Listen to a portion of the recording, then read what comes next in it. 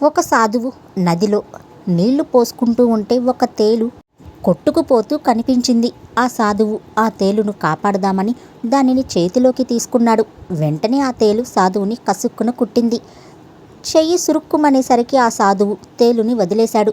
మరలా ఆ తేలు నీళ్లలో పడి గిలగిలా కొట్టుకోసాగింది. అరరే, పాపం చచ్చిపోతూ ఉందే అని ఆ సాధువు ఆ తేలును మరలా చేతిలోకి తీసుకున్నాడు. అంతే, మరలా ఆ తేలు సాధువుని కసుక్కున కుట్టింది. చెయ్యి సురుక్కుమనేసరికి మరలా ఆ సాధువు తేలుని వదిలేశాడు. మరలా ఆ తేలు నీళ్లలో పడి గిలగిలా కొట్టుకోసాగింది. ఈసారి ఆ సాధువు తేలుని వేగంగా చేతుల్లోకి తీసుకుని అంతే వేగంగా కుట్టకముందే ఒడ్డుకి విసిరేశాడు. అదంతా చూసి ఒడ్డు మీద ఉన్న ఒకడు, సామి, ఆ తేలు నిన్ను అంతగా కుడతా ఉన్నా ఎందుకు కాపాడావు అని అడిగాడు. ఆ సాధువు నవ్వి, కుట్టడం అనేది తేలు పని, ఇతరులకు మేలు చేయడం అన్నది నా పని.